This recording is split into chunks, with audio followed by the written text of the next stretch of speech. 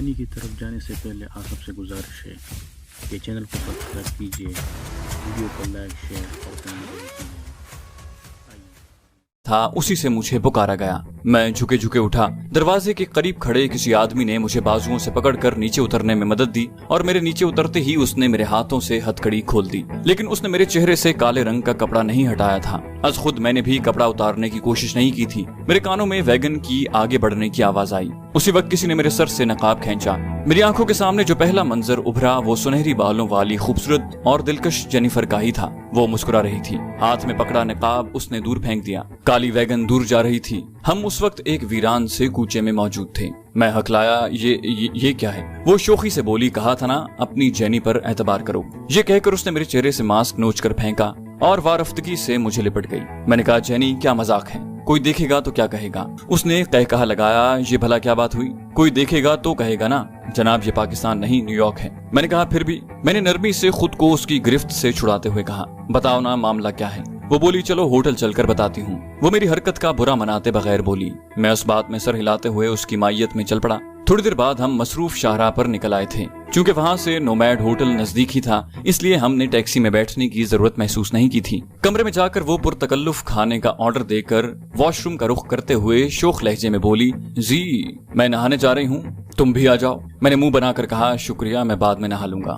اور وہ قہقہہ لگا کر ہنس پڑی۔ اس کے انداز سے مجھے لگ رہا تھا کہ وہ بہت خوش ہیں، شاید یہ برین ویلز کو کامیابی سے ٹھکانے لگانے کی خوشی تھی۔ اس کے واش روم سے نکلتے ہی میں اندر جانے لگا۔ وہ میرے قریب رک کر بولی، اندر نیا سوٹ لٹکا ہوا ہے، نہا کر پہن لینا، اور میں سر ہلا کر اندر گھس گیا۔ میرے نہا کر باہر آنے تک کھانا آ چکا تھا، میری وجہ سے اسے بھی حلال کھانا پڑ رہا تھا۔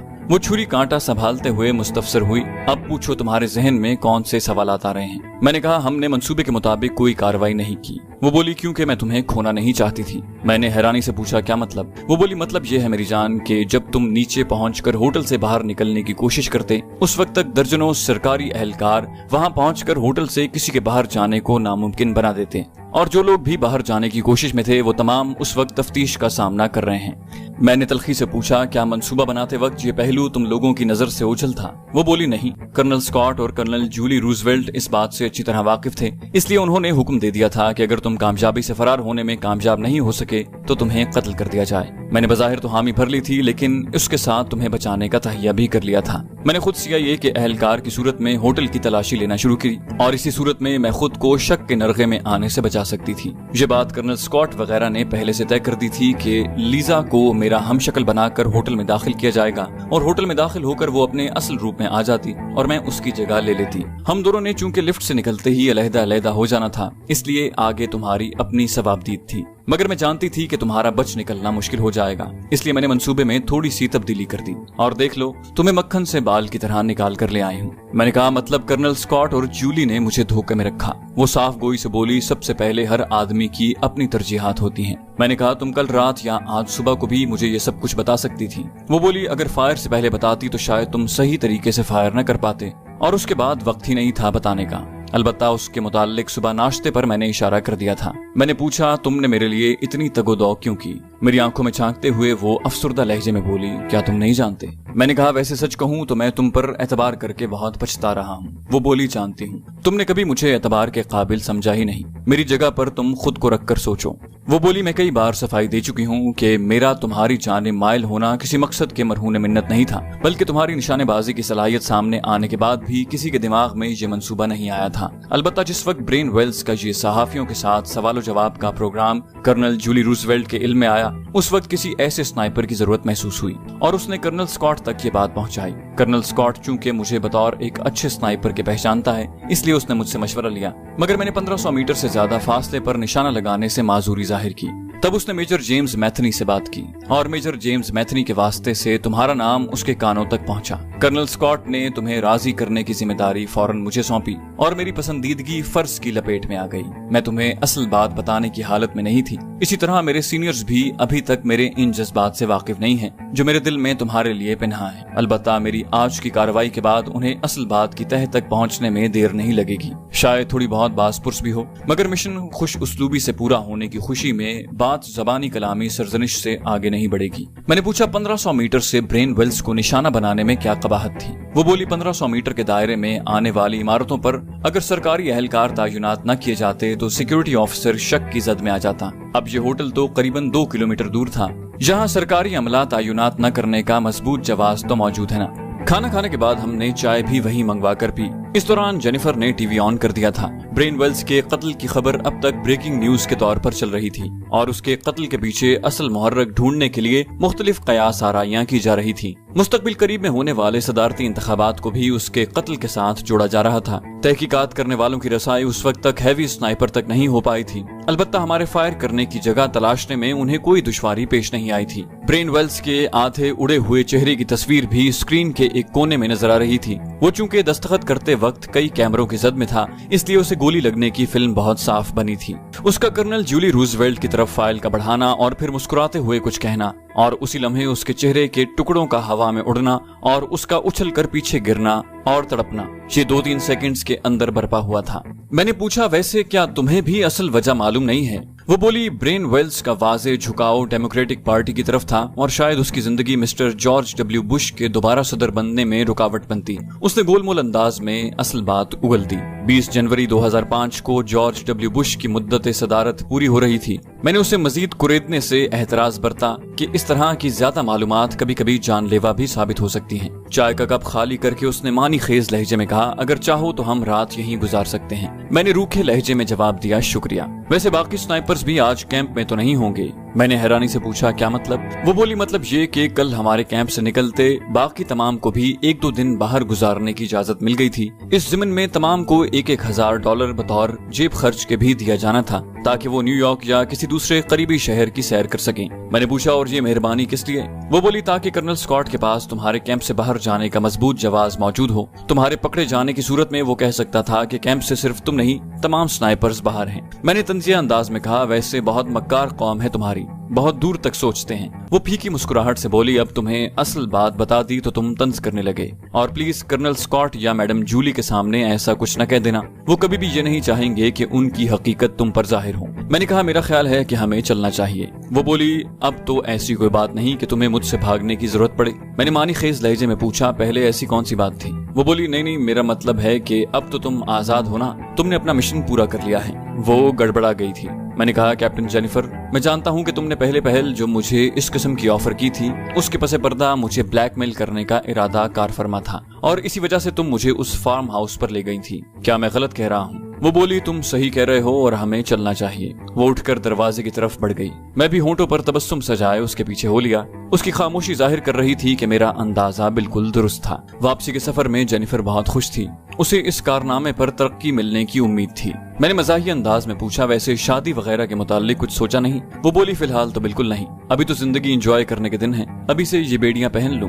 मैंने कहा, तुम्हारे लिए जिंदगी एंजॉय करने का यही तरीका है कि बंदा जिनसी बेराह रवी का शिकार हो जाए। हालांकि शादी भी इसी एंजॉयमेंट का नाम है, बस फर्क यह है कि इस सूरत में सिर्फ एक मर्द मुयस्सर होता है और वो बाइसे गुनाह भी नहीं होता। जेनिफर संजीदा हो गई थी। वो बोली, जी क्या मैं तुम्हें इतनी घटिया और बेराह रो लगती हूँ? तुम्हें ऑफर करने का मतलब ये नहीं कि मैं बहुत आसान हूँ। अगर ऐसा होता तो स्नाइपर कोर्स पर आने वाले कम से कम खूबसूरत मर्दों के साथ मैं ताल्लुक रख चुकी होती। मगर मैं तुम्हें चैलेंज करती हूँ कि कोई एक मर्द ऐसा ले आओ जो ये दावा कर सके कि उसने जेनिफर को हासिल कर लिया है। मैंने पूछा, फिर एंजॉयमेंट और शादी न करने से क्या मुराद? वो बोली, शादी के बाद औरत वाकई बंध जाती है, आजादी की जिंदगी बसर नहीं कर सकती। मैंने कहा, ऐसा सिर्फ हमारे यहाँ होता है। वो बोली, जी एक सच बोल दूं? उसने मेरे हाथ पर हाथ रखते हुए पूछा। मैंने कहा, सच ही तो सुनना चाहता हूँ। वो बोली, मैं शुरू दिन से ही जानती थी कि तुम मेरे साथ जिस्मानी ताल्लुक नहीं रखोगे, इसलिए जितनी बार भी मैंने तुम्हें दावत दी वो सिर्फ ड्रामे और दिखावे के तौर पर थी। मैंने तंजिया लहजे में पूछा, और उस दिन जो फार्म हाउस पर ले जाकर पूरी कोशिश की थी वो क्या? वो बोली, अगर तुम राजी हो जाते तो तुम्हें कमरे में ले जाती, अंधेरा करके वॉशरूम में जाती और वहाँ एक और लड़की तैयार बैठी थी तुम्हें संभालने के लिए। मैं फीकी मुस्कुराहट से बोला, सही कहा। उसने पूछा, खफा हो गए? मैंने कहा, नहीं, बस औरत जात की मक्कारी के बारे में सोच रहा हूँ। वो बोली, औरत को मक्कारी पर मजबूर करने वाली जात भी तो मर्द की है ना? उसका लहजा तल्ख था। एक गलत काम पर किसी मर्द को राजी करने के लिए दूसरा मर्द औरत को इस्तेमाल करता है क्योंकि वो अपनी सिन्फ की फितरत जानता है। वो जानता है कि किसी मासूम औरत को पामाल करने के लिए एक मर्द कितना गिर सकता है। अगर मर्द की फितरत में औरत के हुसूल की इतनी तमन्ना न होती तो किसी को औरत के इस्तेमाल की जरूरत न पड़ती। اور نہ عورت کو اپنی ذات پر جبر کر کے کسی ناپسندیدہ شخص کو اپنی چاہت کا یقین دلانا پڑتا۔ میں نے کہا سارے مرد ایک جیسے نہیں ہوتے۔ وہ بولی ساری عورتیں بھی ایک سی نہیں ہوتی، اور معاف کرنا ایک دو مردوں کا عمل پوری برادری کی نمائندگی نہیں کر سکتا۔ یہ جاسوسی کی دنیا کا قانون ہے کہ مرد کو بلیک میل کرنے کے لیے سب سے آسان، اہم اور تیر بہدف طریقہ عورت کا استعمال ہے، اور ایسا مرد کی ہوس پرست طبیعت کی وجہ سے ہے۔ مرد چاہے مشرق کا ہو یا مغرب کا، اس کی فطرت ایک سی ہوتی ہے۔ اس کی ان کھری باتوں کا میرے پاس کوئی جواب نہیں تھا۔ میں نے کہا ہر آدمی اپنی ذات کا ذمہ دار ہوتا ہے۔ وہ بولی مان لیا، مگر تم نے عورت ذات کو مکار کہا تو جواباً تمہیں آئینہ دکھانا پڑا، ورنہ تم سے مجھے کوئی گلہ نہیں۔ میں نے کہا چلو اس بہانے مجھے اپنی حیثیت کا تو پتہ چل گیا کہ تم میری جانب کیوں مائل ہوئی تھی۔ اس بار اس نے میری بات کا کوئی جواب نہیں دیا تھا۔ میں نے لمحہ بھر کی خاموشی کے بعد دوبارہ زبان کھولی، اور جہاں تک گلے کا تعلق ہے تو وہ مجھے تم سے ہونا چاہیے۔ اگر حقیقت کھنگالی جائے تو پہلے دن تم جانے کیوں میرے پاس آئی تھی؟ یقیناً اس وجہ سے کہ ہمارا ملک تمہارے ہاں کچھ زیادہ ہی بدنام ہے، اور پھر مجھ سے ملتے وقت تم میری یادداشت سے متاثر ہوئی اور میری جانب دوستی کا ہاتھ بڑھایا۔ یہ دوستی شاید برقرار رہتی اگر میں روس اور چائنا کا ذکر کر کے تمہارے پیارے اور عظیم ملک امریکہ کی شان میں گستاخی کا مرتکب نہ ہوتا۔ اس کے بعد تمہارے دل میں دبی نفرت ابھر کر سامنے آئی، اور اس نفرت کے اظہار کے لیے تم انڈین سنائپرز کے ساتھ اٹھنے بیٹھنے لگی، مجھے تحقیر اور حقارت کا نشانہ بنانے لگی، اور پھر بدقسمتی سے میری نشانے بازی کی صلاحیت سامنے آئی اور تمہیں حکم ملا کہ اس مرغے کو پھانسنا ہے۔ بس تمہیں مجھ سے محبت کا ڈرامہ کھیلنا پڑا۔ سب سے پہلے تم نے مجھے اپنے جسم کی رشوت پیش کی، ناکام ہونے پر دولت کی آفر کی، اور جب اس طرح بھی دال نہ گلی تو میرے اعتبار پر ڈاکہ ڈالا، دوستی اور محبت کی آڑ میں میری پیٹھ میں چھرا گھونپا۔ اب کہو گلہ میرا بنتا ہے یا تمہارا؟ تم مجھے جسمانی تعلقات کی آفر کرتی، دولت کی رشوت دیتی یا کچھ بھی کرتی، مگر محبت اور دوستی کا ڈرامہ تمہیں نہیں کھیلنا چاہیے تھا۔ اور سچ کہوں تو آج جو تم مجھے ہوٹل سے بچا کر لائی ہو تو ایسا کرنل اسکاٹ اور کرنل جولی روزویلٹ وغیرہ کی منشا کے مطابق ہوا ہے۔ اسی وجہ سے تم کہہ رہی تھی کہ میں کرنل اسکاٹ سے اس بات کا ذکر نہ کروں کہ انہوں نے میرے لیے کوئی اور آرڈر دیا تھا۔ وہ بولی کچھ پینا پسند کرو گے؟ پیٹرول پمپ کے ساتھ بنی ایک ٹک شاپ کو دیکھتے اس نے گاڑی روکتے ہوئے کہا۔ میری بات کا جواب دینا اس نے ضروری نہیں سمجھا تھا۔ میں نے کہا ہاں، ایک ٹھنڈی بوتل یقیناً مجھے غصے پر قابو پانے میں مدد دے گی، اور وہ سر ہلاتی ہوئی دکان میں گھس گئی۔ واپسی پر سردار مجھے اپنے کمرے میں ہی ملا تھا۔ وہ بولا ذیشان بھائی، مجھے دیکھ کر کھل اٹھا تھا، بستر سے اٹھ کر میرے گلے لگا۔ بولا تمہاری کامیابی کی خبر میں نے ٹی وی پر دیکھ لی تھی۔ میں نے کہا تم کہیں گئے نہیں؟ وہ بولا دل نہیں چاہ رہا تھا، تم میرے لیے خطرے کا سامنا کر رہے تھے، میں کیسے سیر سپاٹے کرتا؟ میں نے پوچھا تو لی زونا کو اکیلا چھوڑ دیا؟ وہ پھیکی مسکراہٹ سے بولا وہ بھی یہی ہے۔ میں نے کہا تو یوں کہو نا کہ یہیں پر رنگ رلیاں منا رہے ہو۔ وہ بولا نہیں جناب، وہ تمہاری جینیفر کی طرح آوارہ مزاج نہیں ہے، وہ اور میں گپے ہانکتے ہیں، ایک دوسرے کو اپنی زندگی کی کہانیاں سناتے ہیں اور بس۔ میں نے کہا یوں ہی جینیفر غریب پر تو الزام نہ لگاؤ یار۔ وہ بولا اچھا چھوڑو اس موضوع کو، تم مجھے تفصیلات بتاؤ۔ میں نے کہا لیکن اس کے لیے تمہیں اچھی سی چائے پلانا پڑے گی۔ بولا ٹھیک ہے۔ وہ بستر کو چھوڑ کر الیکٹرک کیٹل کی طرف بڑھ گیا اور میں اسے تفصیل سے ساری کہانی سنانے لگا۔ چائے پینے تک میں ساری تفصیل اس کے گوش گزار کر چکا تھا۔ اس کے بعد ہم سو گئے۔ اگلی صبح 8 بجے کے قریب ہی کرنل اسکاٹ کا بلاوا آ گیا تھا۔ وہاں کرنل جولی روزویلٹ بھی اس کے ہمراہ موجود تھی۔ Well done boy. میرے اندر داخل ہوتے ہی کرنل جولی روزویلٹ مسکراتے ہوئے کھڑی ہوئی اور آگے بڑھ کر اس نے مجھ سے گلے لگاتے ہوئے میرے دونوں گال چوم لیے تھے۔ کرنل اسکاٹ نے بھی مجھے چھاتی سے لگا کر میری پیٹھ تھپکی۔ بیٹھو، وارفتگی سے خوش آمدید کہہ کر کرنل اسکاٹ نے مجھے بیٹھنے کا اشارہ کیا۔ میں نے کرسی سنبھال لی۔ شکریہ سر۔ وہ بولا بہت عمدہ اور بے مثال کارکردگی کا مظاہرہ کیا ہے تم دونوں نے، خاص کر تمہارے کام کی تعریف تو سورج کو چراغ دکھانے والی بات ہے۔ میں نے پوچھا شری کانت کیسا ہے سر؟ میں نے گویا بین السطور اس کا وعدہ یاد دلایا۔ بولا وہ پہلے سے بہت بہتر ہیں، اور اسے یہ بھی پتا چل گیا ہے کہ وہ ریگن واچ کی غلطی کی وجہ سے زخمی ہوا ہے۔ آج سرکاری طور پر بھی انڈین آرمی کو معذرت کا لیٹر بھیج دیا گیا ہے۔ شری کانت کو بھی اتنی رقم مل جائے گی کہ وہ ساری زندگی ریگن واچ کو دعائیں دیتا رہے گا۔ میں نے متشکرانہ انداز میں کہا مجھے بھی یہی امید تھی۔ کرنل اسکاٹ نے کہا کل تمہارے کورس کی اختتامی تقریب ہے، اول پوزیشن حاصل کرنے پر بھی پیشگی مبارک ہو۔ میں نے پوچھا یہ پوزیشن مجھے حالیہ کارکردگی پر دی جا رہی ہے یا حقیقت میں میری یہی پوزیشن بن رہی ہے؟ وہ بولا تم نے مجموعی طور پر 98% نمبر حاصل کیے ہیں اور سیکنڈ والے کے 80% نمبر ہیں۔ میں نے اطمینان بھرے لہجے میں کہا پھر ٹھیک ہے۔ کرنل جولی روزویلٹ نے خوش دلی سے آفر کی کچھ اور درکار ہو تو کہو۔ میں نے کہا شکریہ میڈم۔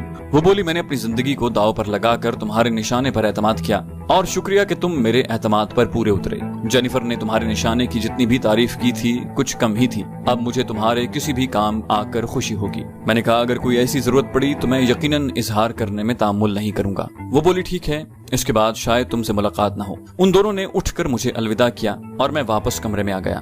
जेनिफर दोपहर के खाने और फिर रात के खाने पर भी वहाँ दिखाई न दी। मैंने भी किसी से मालूम करने की जरूरत महसूस नहीं की थी। अगले दिन तकसीम इनामात की तकरीब में अलबत्ता वो नजर आ गई थी, बुझी बुझी और मुझसे दूर दूर। सरदार ने उसकी वजह भी दरियाफ्त की, मगर मेरे पास उसे मुतमईन करने के लिए कोई मुनासिब जवाब मौजूद नहीं था। मेजर जेम्स ने कोर्स में तमाम स्नाइपर्स की कारकर्दगी पर इजमान रोशनी डाली और फिर तीसरी पोजीशन वाले स्नाइपर का नाम लिया। वो इसराइली दोशीजा एंड्रिया बर्टन थी। उसे स्टेज पर बुलाकर मेजर जेम्स ने एक शील्ड और $10,000 का चेक थमा दिया। दूसरी पोजीशन के लिए जेनिफर हिंसले का नाम पुकारा गया। उसे भी एक शील्ड और $20,000 का चेक थमा दिया गया। अव्वल पोजीशन के बारे में मुझे पहले से पता चल गया था, मगर मैंने सरदार और ली जोना वगैरह को ये बात नहीं बताई थी। इसलिए जो ही जेम्स मैथनी ने अव्वल पोजीशन लेने के ज़िमन में मेरा नाम लिया, सरदार और ली जोना खुशी से उछल पड़े। मेजर जेम्स ने मुझे गले से लगाकर चंद शानदार जुमले मेरी तारीफ में कहे और फिर हुस्न कारकर्दगी का एक सर्टिफिकेट, $50,000 का चेक और अव्वल पोजीशन की ट्रॉफी मेरे हवाले कर दी।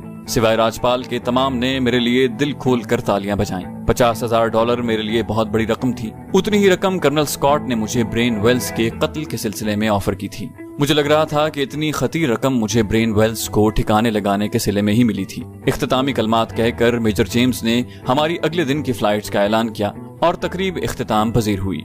रात को पुरतकल्लुफ डिनर और उसके बाद मौसीकी की महफिल का इनेकाद हुआ। पीने पिलाने का भी खूब एहतमाम किया गया था। इंग्लिश की बेहंगम मौसीकी और बेहुदा शायरी से मुझे कोई लगाव नहीं था। गो मेरी इस बात से इख्तलाफ करने वाले कसीर लोग होंगे, मगर ये वो लोग हैं जो इंग्लिश की अच्छी शायरी के दिलदादा हैं। आजकल के पॉप म्यूजिक की वकालत यकीनन वो भी नहीं करेंगे, और वैसे भी मेरी मुराद पॉप म्यूजिक की बेहुदा शायरी से ही है। मुझे कमरे में आए हुए थोड़ी देर ही हुई थी कि सरदार ली जोना के हमरा वहाँ आन पहुंचा। जीशान भाई, आज तो हम दोनों रात भर गपशप करेंगे। मैंने कहा तो ली जोना के कमरे में बैठ जाते। जेनिफर तो यूं भी मौसीकी से बहरामंद हो रही थी। ली जोना ने मुतबस्सम होकर कहा वो तो डिनर के बाद ही अपने कमरे में चली गई थी। मैंने कहा चलो ठीक है, मगर इस शर्त पर कि ली जोना बहन अपने हाथों से बेहतरीन कॉफी बनाकर पिलाए। वो बोली अभी ले, और उठकर इलेक्ट्रिक केटल की तरफ बढ़ गई। ली जोना कॉफी वाकई बहुत अच्छी बनाती थी। कॉफी पीकर मैंने उनके साथ थोड़ी गपशप की और बाहर निकल आया। वो दोनों एक दूसरे को काफी पसंद करने लगे थे। सरदार की शादी के मुताल्लिक जानने के बाद भी ली जोना की पसंदीदगी में कोई फर्क नहीं आया था।